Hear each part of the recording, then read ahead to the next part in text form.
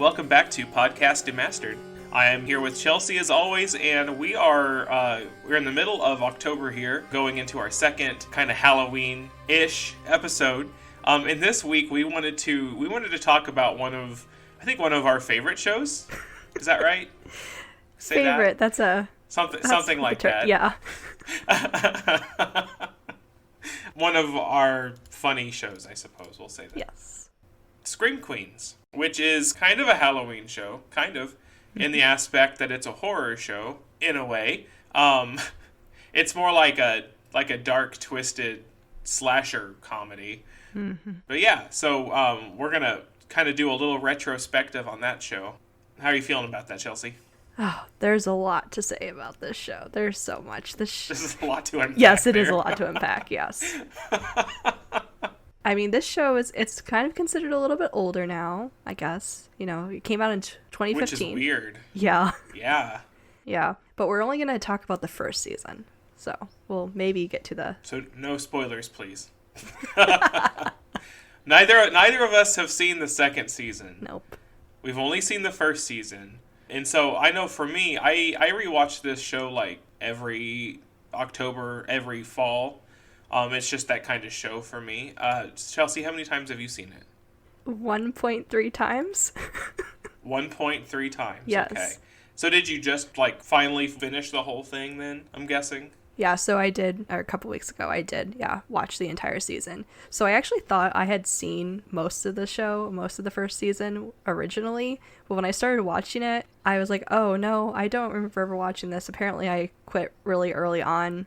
I didn't quit because I completely hated it or anything. It was just I got busy and I was distracted with other shows. Oh, yeah. But to be honest, this show, I love and hate it at the same time.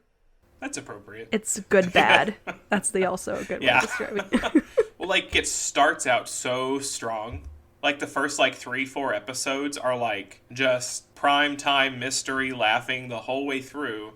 And it kind of, dips down a little bit. And then you're just kind of well, when is it going to end? We're just going to stretch out this mystery, I suppose, for forever. But you get to the end, and I don't think the ending's terribly strong. Yeah. It's not, rushed. It's just, they hit the point. So finish it out kind of thing. Yeah. For me, the first episode, when I watched it again, I was like, OMG, what did I get myself into? I regret wanting to watch this show. I didn't think the first episode really aged that well, and it's funny to say because the show came out in 2015. Right. I understand, Chanel is supposed to be a terrible character and is very cringy and stuff, but some of the jokes and stuff, it was just kind of fell flat for me, and I was like, oh gosh, is the whole show like this? But I'm like, no, I have to keep going. And I was like, okay, no, I thought the second episode was much better, and I enjoyed most of the episodes throughout.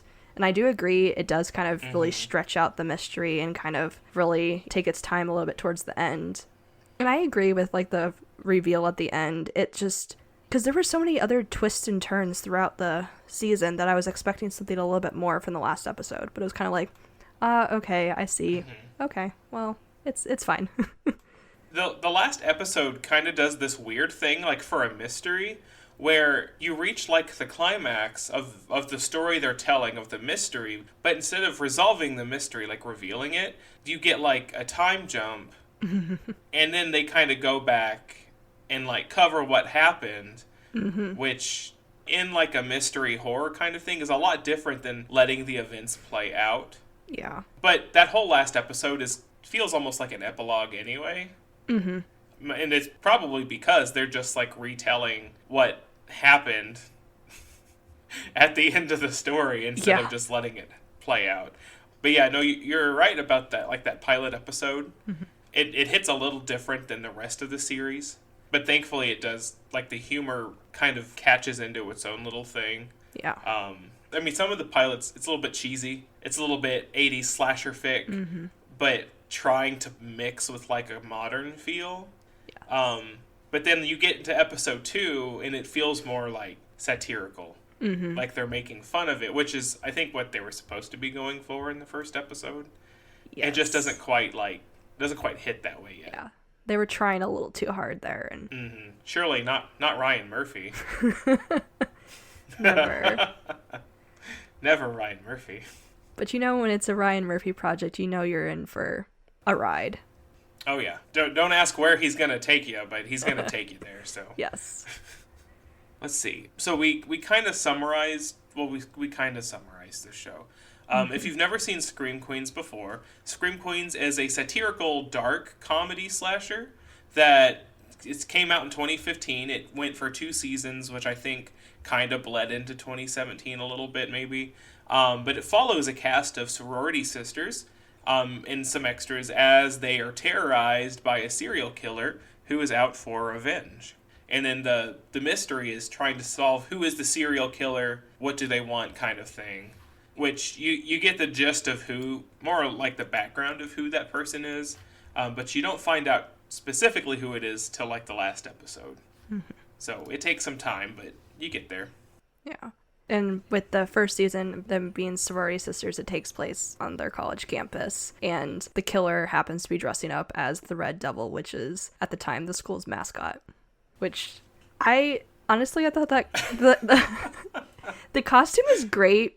And you can tell that the killer has fun with everything. And I just, laugh. Just the dramatic way they do everything. Yes. Yeah. They're very dramatic. That is for sure. Yeah, you don't need to see their facial expressions to understand how dramatic they are. No, you don't. That's for sure. But you do get a lot of crazy expressions and reactions coming from the main cast when he shows up. They're always over the top with that. Yep, which fits perfectly with the title of the show, Scream Queens, and plays into that whole horror aspect. But yes, no, they're... or Scream Divas, really. Scream Divas. I like that better. Yep, I like 100% that cast. So let's see, talking about the cast, this show has a lot of big names in it. Mm-hmm. It's headlined by Emma Roberts. If you've seen American Horror Story, almost any season, she's in that.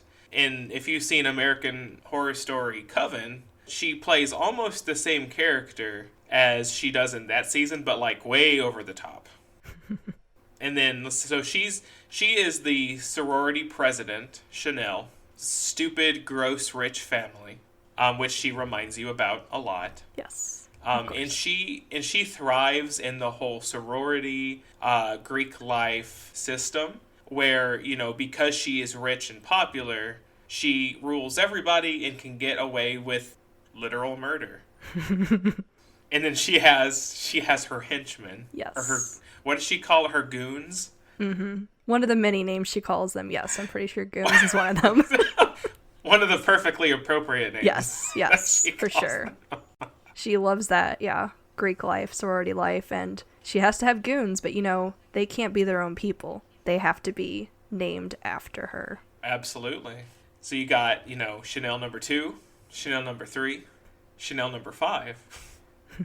Because, Chanel number 4, dies or something? Is that what happened? I can't remember. Yeah, they just, they don't talk about them. They're just okay, that number's gone. Let's move on up to a different one. And it's to the point where, Chanel doesn't even really know the rest of the girls' names. Or anything about them. She just calls them, or anything about them. She just calls them number 2, number 4, number 5. Mm-hmm. And that's what the entire cast ends up calling them. You find out their names, but that's not important. Yeah, no. But 2 of the main Chanels that you see a lot of in the show is Chanel number 3 and Chanel number 5. And both of them are also played by very famous actresses as well. I love them. Yes. Chanel number 3 is Billie Lourd.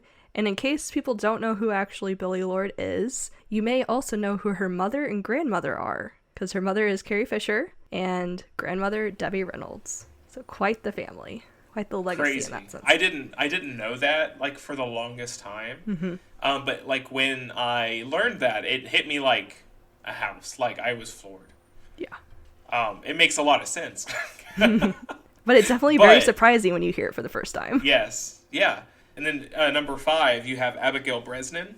Is that her last name? Did I say that right? Breslin. Abigail Breslin. Breslin, there we go. Mm-hmm. And I didn't know her from anything apart from Scott Pilgrim versus the World. Oh, really? Have you seen that? No, I haven't seen that, but I've known her for a lot of other things when she was younger. I won't ruin who she plays in that movie. You're looking up who else she has played, I'm guessing? Yeah, so Well, one of her biggest roles is she was in Little Miss Sunshine, which I've actually never seen that movie, but Oh that's my where gosh, that is her.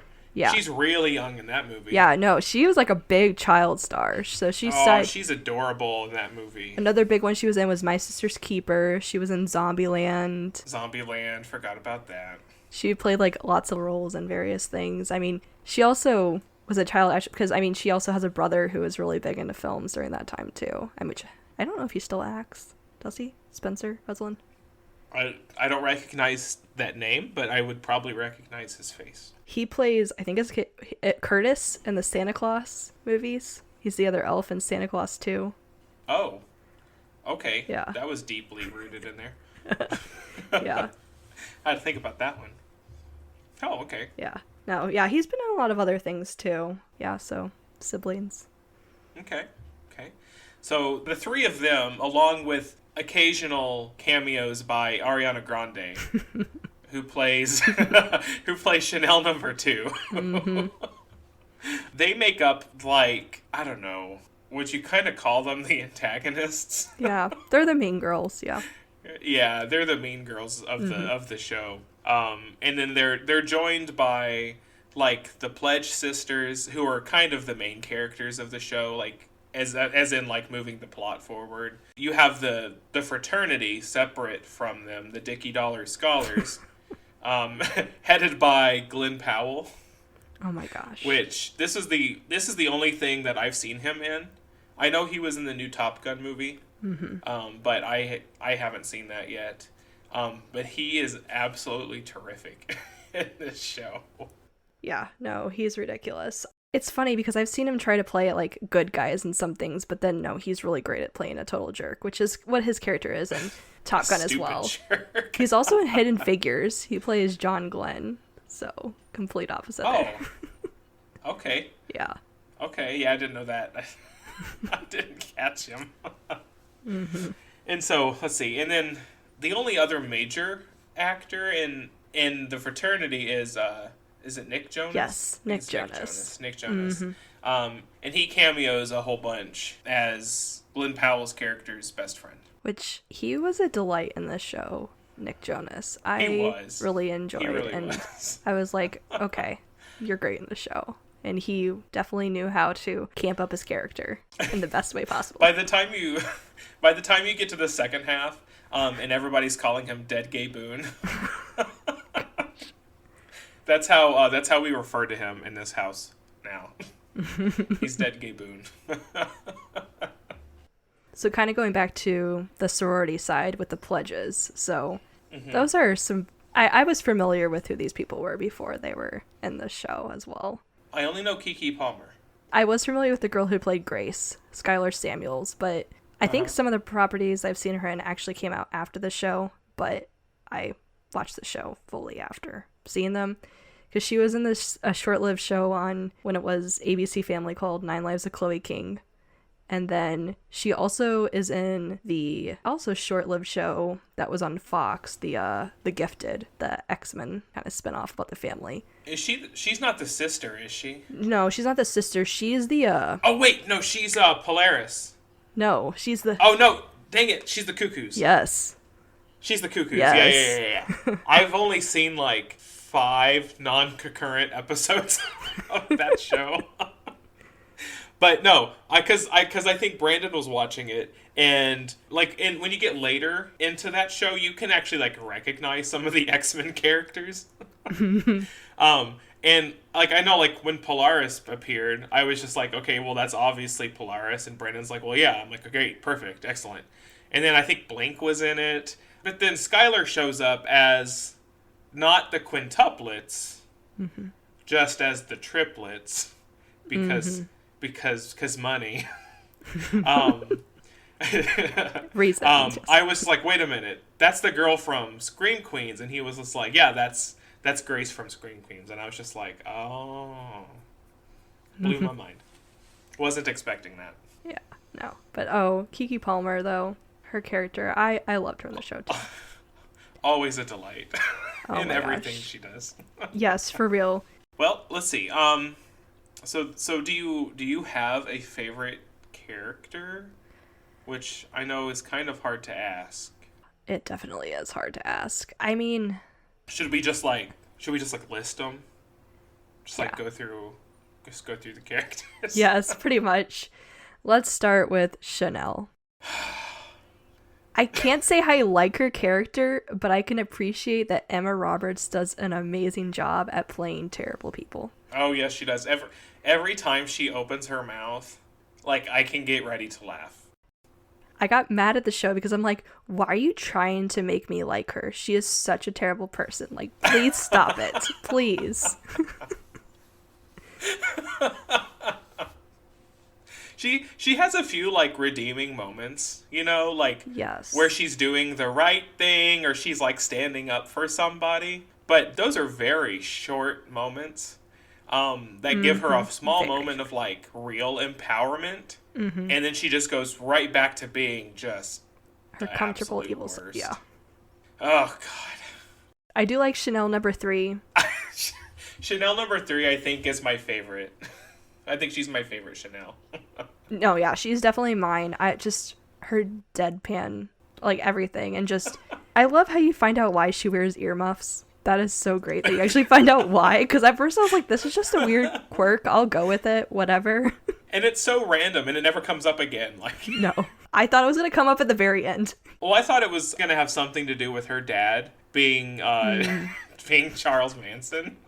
Gosh. No, just was it like she dated somebody who was like kind of like obsessed with her ears, but it led to him like being expelled from school because he was getting way too like about her ears or something like that. So he got kicked out of school and then like continued to threaten her, saying he was gonna like cut her ears off or something. Yeah, if he ever saw them again. So she's like, If he nope, ever saw them nobody's- again. Yeah. So she just wears these like super fashionista earmuffs at all times. Except for at the end when they're doing the court case thing. And she just has her hair done up like Leia, Yes. Princess Leia style. Leia, yes. covering her ears. It's like, there's that reference I there. love it.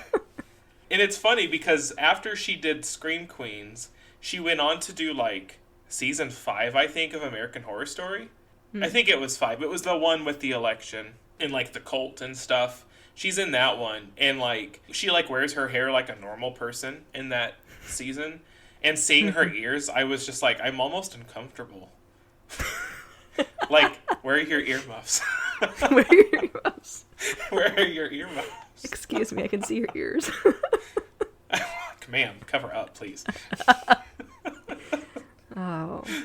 Well, kind of just going through the characters. Like, Chanel number 5, like, I didn't really like her at all. I thought, Abigail Breslin just, was fine and was good in the role, but just annoying Her character. character is just annoying. She's just super diva, whine, complain about everything. Woe is me. Like, people are dying left and right, but like, I was 10 feet from the killer. You should care more about that. Not the people who died. Yeah.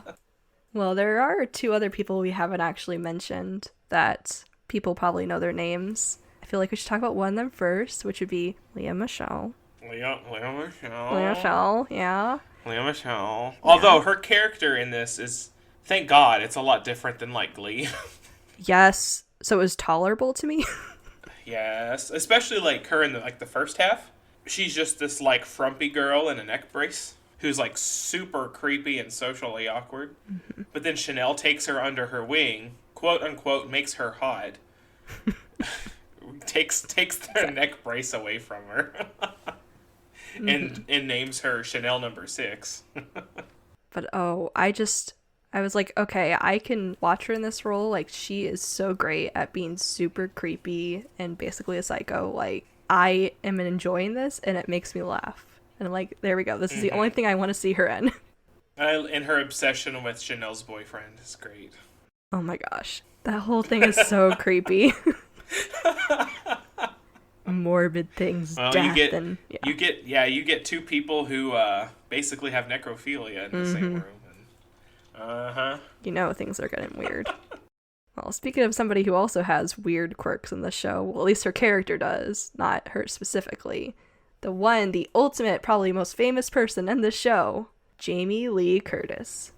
Jamie Lee Dang Curtis. You could take Emma Roberts out of this show and, like, she would steal every scene that she's in. Like, she would own the show. I would be disappointed that Emma Roberts was in the show, but yes, no. Jamie Lee Curtis being in the show is definitely a huge highlight. And she plays the dean of the college. Super feminist, empowerment, like... A very questionable feminist. Yes, very questionable well, her version of feminism, yes. anyway. Like old school feminism. And she, not that she, like, has amazing morals, necessarily. No. She's probably, like, the least insane person on the show. To a degree. Like, take out, like, Grace and Zayday. Yeah. Yeah, take those two out, and you probably have your third most least. Which is very concerning. Insane. Yeah.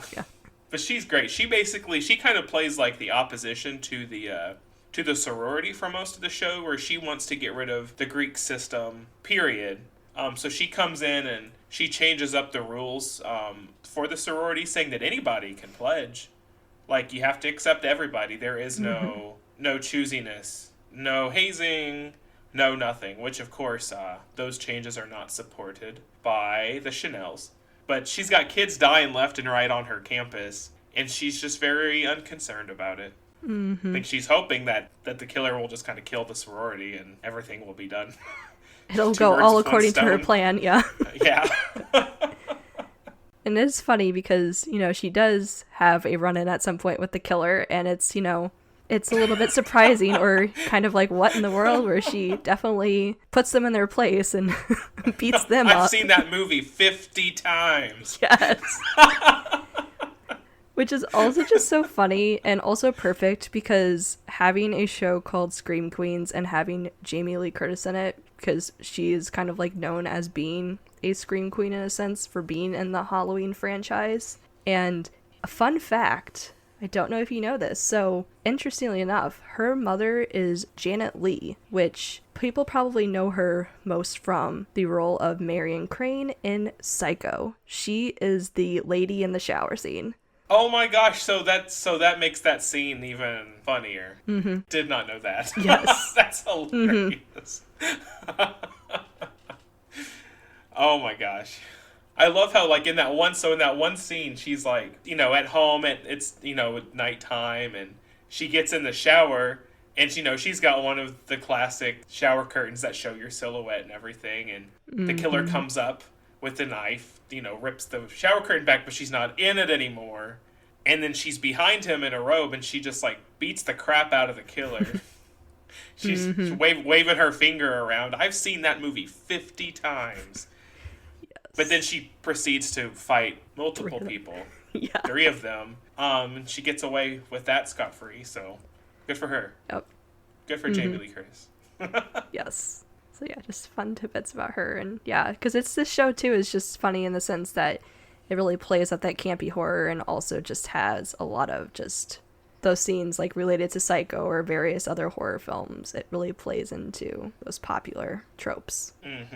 I would call it's an insane ode to horror slasher films. If you're a fan of horror slasher movies, stuff like that, you'd have plenty to laugh at in this show, outside of Emma Roberts insulting and belittling literally every single other person in the show constantly. Oh, you know who we didn't bring up? Who? The lady who plays Denise Hemphill, the security guard. Oh, lady. yes. I can't remember this lady's name, but I love her all the time and everything she does, and you'd think I would remember her name. Oh, gosh, I don't know. Oh, my gosh. Niecy Nash. Oh, okay. Now, she brings the laughs to the show. Oh, God. She brings so many unexpected laughs.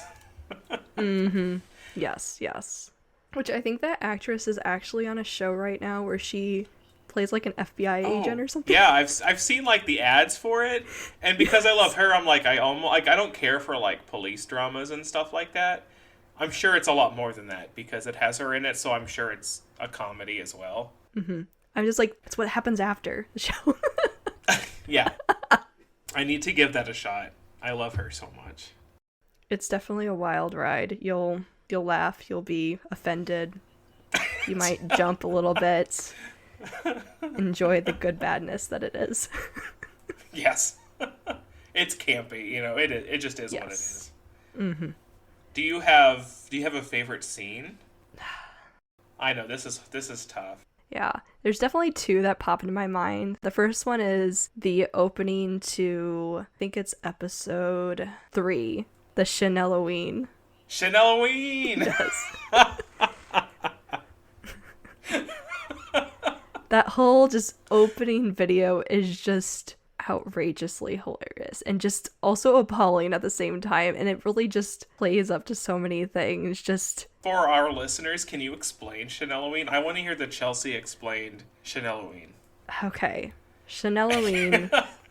Chanel just thinks it's just her civic duty in life to just, give back to her fans that follow her on social media, because she has so many, apparently. And so, to celebrate it each year, she has Chanel-o-ween, where she spends the time packaging up.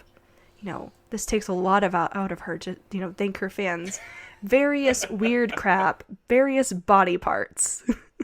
Like, here's a leg. Like decorative Halloween kind of thing. Just very, yes, gruesome decorative Halloween things, and sends them in the mail. And then you get to see the reaction videos from her fans just crying, tears of joy when they get that package and open up that severed head, the hand.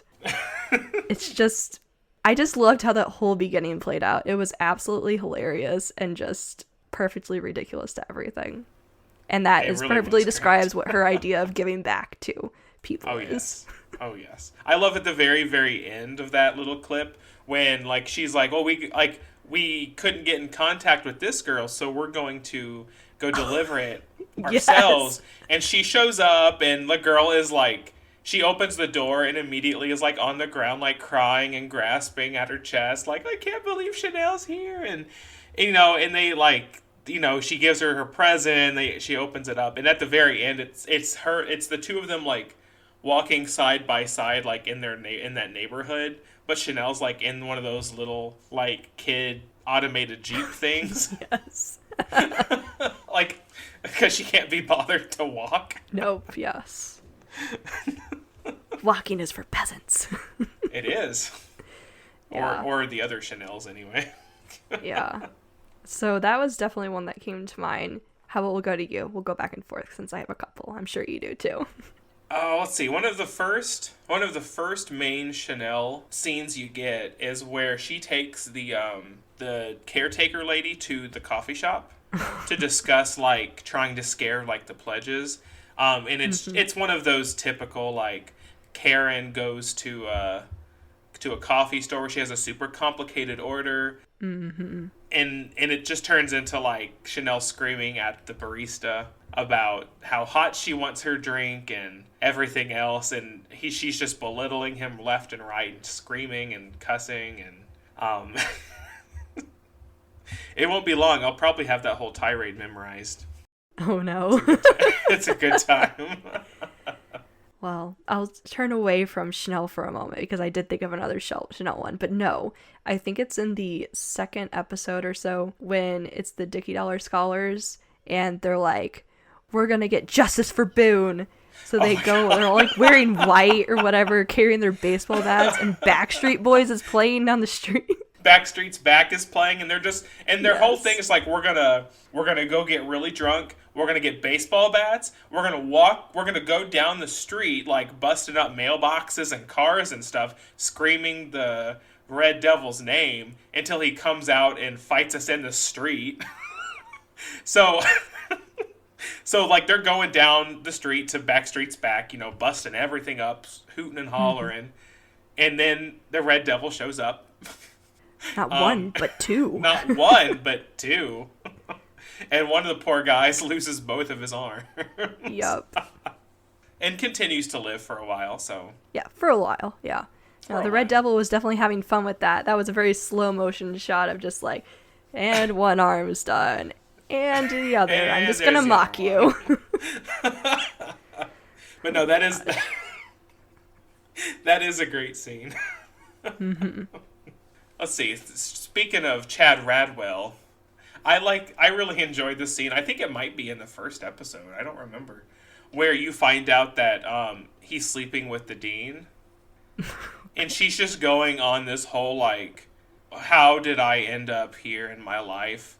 Like, I've done all of these things for feminism throughout my life. I've marched, I fought for so many causes, and here I am, like, sleeping with you. And just how has my life fallen to such a point? And this is all just going completely over his head. He's just like smiling and nodding, like, Yeah. And then he's like, well, I have to tell you I'm in love with you. And she's just like, well, of course you are, because that's the only way that this whole situation could get any more, like, depressing. Yeah. I'm gonna have to ask you to leave. Oh gosh, yeah. Chad Radwell, he's a lot. He's hilarious though, that's for sure. No, another Chanel thing that totally did just pop in my head. It was the Black Friday episode. I think that was at the beginning of that. Oh my god. Too. What an evil Black Friday shopper. Like bribes to get in the stores and then just mocks people as they're staring at the windows waiting their turn, and she takes them all except for one item. She's horrid. She is. That is such a Chanel thing to do, though. I was like, no, as I watched this, like, I'm like, I can't believe it, but no, this is totally a thing she would do. You can believe it. You absolutely can. Yes. The show is filled with so many scenes. It's just scene to scene, really. It's just a matter of finding the characters you like, I think, and waiting for their scenes. Yes, that is very, very true. Well, do you want to dive into some slight spoilers and our thoughts on some of the reveals? I think we probably should. So, listeners, if you want to watch this show and want to be not spoiled, fairly surprised at who the killer is and the general late plot of the show, I would suggest pausing and coming back to this later. Mm-hmm. It's like 13 episodes, something like that. It's not too long. No, not too bad at all. And it's all on Hulu right now, so that's where you can watch it. So you've been warned. Yes. Now, spoiler time. So, we finally get officially the killer reveal in the actual last episode. And, yep, it's Hester. Leah Michelle. Yep. Killing everybody. Now, and before that, so we found out pretty early on that there are two killers. Mm-hmm. And the show goes around and around and around and around to make you second guess everybody. You don't have any clue. You know that there's two killers, and it could be anybody. It presents lots of evidence all the time to who could it be, and it changes every episode. Like, the characters are trying to figure out, and they give all of their spiels about who they think it is, but you find out, I don't know, kind of early, like halfway through, that one of the killers is Boone. Yeah. Is Nick Jonas's it's like in the character. second or third episode, I feel like. It's like right up at the beginning. Yeah, well, I think that is the end of the first episode. He dies, but then, like, they cut to the morgue at the very end, and, like, somebody pulls him out of the morgue, and, like, he, like, pulls off the, like, fake, like, neck slice wound. So you know he's involved somehow. And then later you find out that there's two. But then they confirm pretty quickly that Boone's one of them. But then who the other one is just kind of on the fence for quite a while. And you know, I think it was like the second to last episode, maybe 3 to the end, I don't remember. But Grace's boyfriend, the journalist guy. Pete. Pete, you find out that Pete is a third killer. Like, who's been taking the place of the other two killers, like, when they need to be in a different place to kind of preserve that image. And that kind of caught me off guard. I wasn't terribly expecting that. And I think that was more of a shock than, like, who the actual final killer was. Yeah, no, definitely when that Pete reveal happened, I was like, oh, well, they definitely, like, early on in the season, they did make him a little suspicious because he did have the Red Devil costume, but he explained it away that he was the school's mascot, and, you know, he did kind of seem suspicious at times, but I'm like, no, okay, I think it's just, you know, it's one of those shows where they want to, you know, put suspicion on everybody, like, each episode somebody new to say, like, oh, no, they're definitely the killer, so I thought we were like, okay, no, it was just a tease at the beginning, and then it was like, oh, no, he really was involved. Oh no, that's really messed up because I kind of liked him, and that's sad that we're going that route. Okay. Well, and his wasn't like he wasn't like willfully one of the other killers. He kind of stumbled into it on accident, and then was kind of forced into the rest of it. But then he kind of liked it, so then it became bad. Yeah, but then he dies, so it's fine. Yeah. Then he gets killed by the remaining killer, and Grace is sad for a half second, and then it's fine. Yeah. And she's like, oh no, that was creepy. I wasted my time with him. Okay. Uh-huh. Mm-hmm. And you know, I didn't even think about it, but after he dies, like, nobody, like, mentions him again. At all. Yeah. But yeah, no, yeah. So he was revealed as one of the killers, and then we also had one of the other killers who was kind of because it was like the two main killers, like mother figure. Oh, right. Yeah. Gigi. Yep, Gigi. We didn't really talk much about her, She's just kooky. What is she like? She's like the national head of the sorority. Yes. And also the lawyer for the sorority. Quote, lawyer. Then, and like her personality is like the 90s. What did she say? Like, her therapist thinks she had a traumatic event sometime when she was a teenager in the 90s, and so she's just forever stuck in the 90s. Yeah. I'd say so.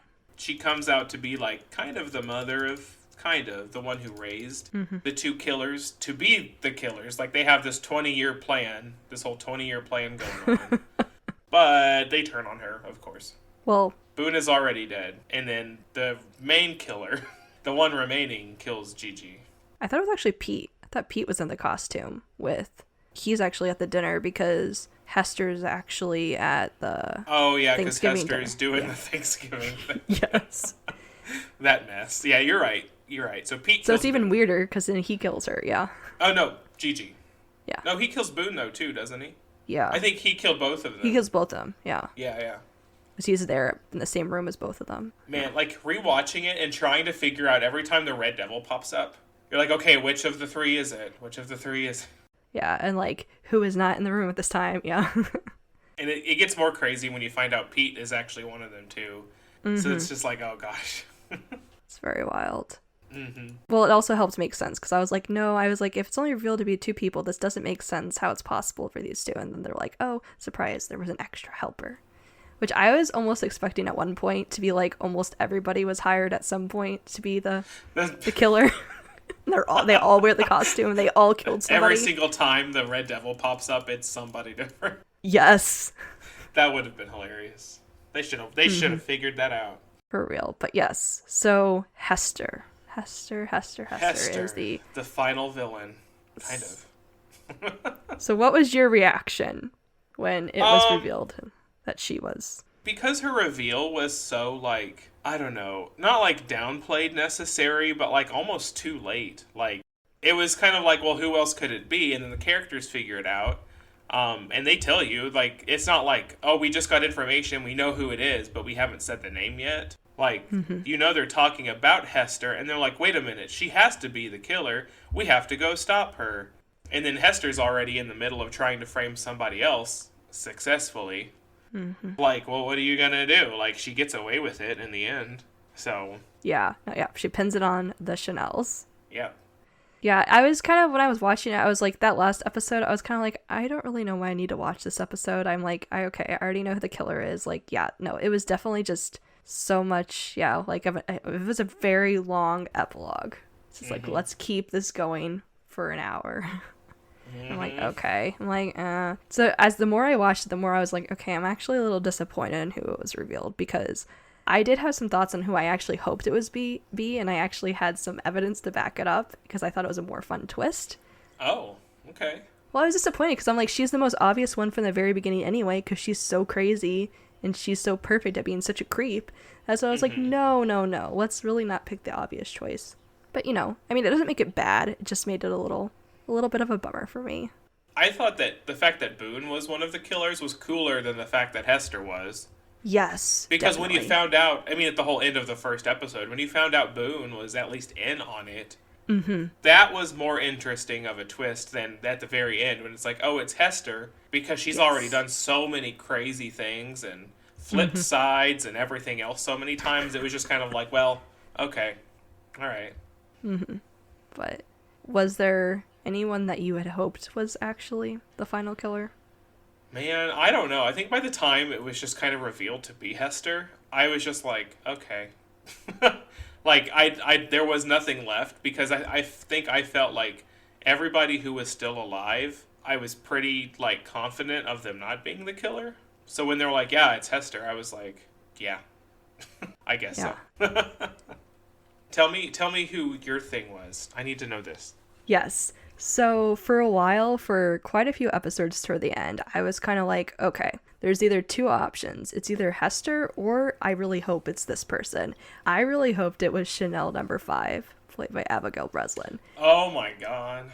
Because I had gotten the idea too early on, especially then we find out that Pete was one of the Red Devils as well. I'm like, I think there's somebody else at play here. Like, there has to be more people in the costume killing people. And I'm like, okay, you put Abigail Breslin on a show. Like, Abigail Breslin can act. She's really good. And she's playing this a really annoying character. Like, I want them to give her more. And there's even at one point in one of the earlier episodes where she, like, randomly mentions this and, like, nobody's listening to her. And she's like, the only reason I'm a Kappa is because I'm a legacy. And I'm like, okay, so clearly one of her, like, maybe her mom or grandma, somebody was a Kappa before. And I'm like, we know that one of the, like, killers came from a Kappa. And it all had to do with the whole baby in the bathtub situation. I was like, okay, well, there's, like, a weird little hint. And she's also just so overly dramatic and just whiny, and they just... They just blow her off all the time. Yeah. And I feel like, you know, it adds to her character. Like, you know, she was crazy enough. She wanted to be a part of the Kappas.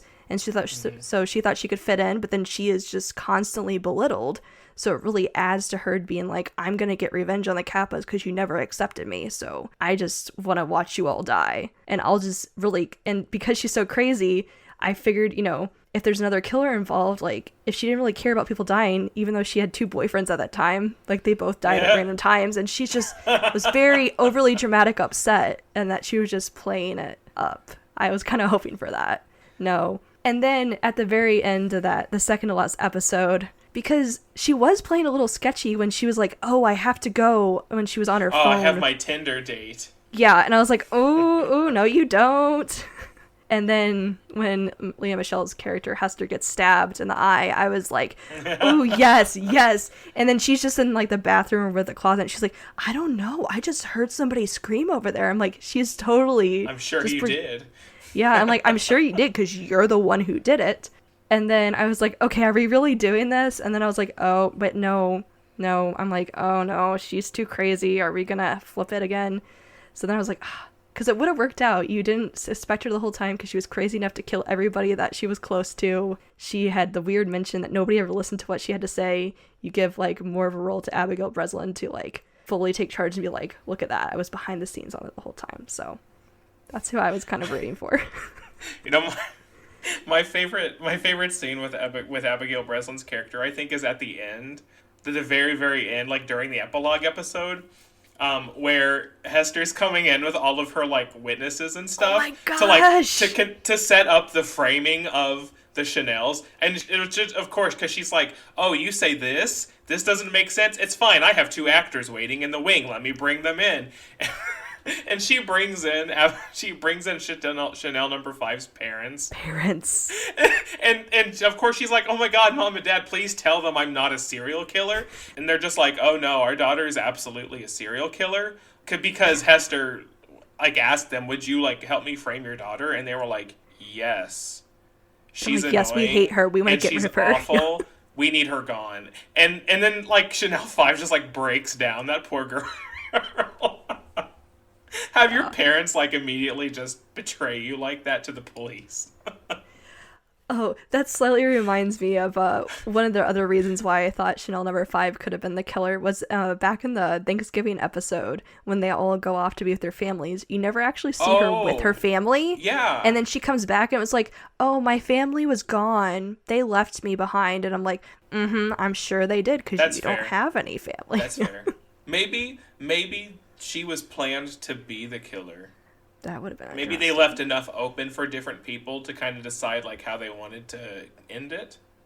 Maybe, because that's a lot of good points. It's a lot of good Could have been fun, but yeah, you know, definitely Hester had a lot of the obvious signs too, but it was also like, oh darn, too expected, but okay. Yeah. You know what would have been super duper crazy though? If it was Zayday. If it actually was. If it actually was Zayday. And Denise Hemphill was right the whole time. Mm-hmm.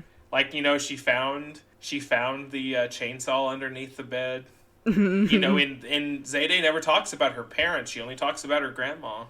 Mm-hmm. That is true. Mm-hmm. And she wasn't really around for every single scene. And she really wasn't. There was almost a whole episode that she wasn't in, like herself. But I think that was because she was in the middle of like being kidnapped and held. Yeah. But that was also very suspicious too. She was kidnapped and survived. Mm-hmm. Because Boone fell in love with her. Oh my gosh. So he kidnapped her and almost ruined the killer's plan. Which is why he had to die in the end. Mm-hmm. Piss off Gigi. Well, speaking of like the end episode too, because at one point I was like, no, it'd be a really crazy twist if Grace was also the killer, because of just her being like so involved in the story and actually being related to the people in the story, and then just not realizing she's the killer.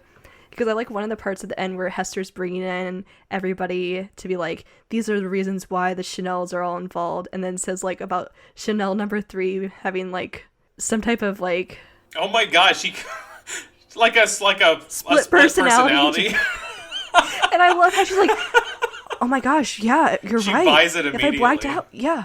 She's like, no, of course I remember. I am so sorry for the terrible things. I don't know what to say about myself. Of course I was working with you. What was her personality's name? Was it Dirty Betty or something like that? Oh my gosh, it was something ridiculous. She's like, well, your split personality wrote me this letter one night when you were passed out, saying like that you that you were the one who killed these people, and Chanel number 3 is just floored. She's like, no, that makes so much sense. She's I like, wouldn't know. Nope. She's like, yeah. And she just chills through that whole trial. She's just like, nah, dog, like, it's fine. Yeah.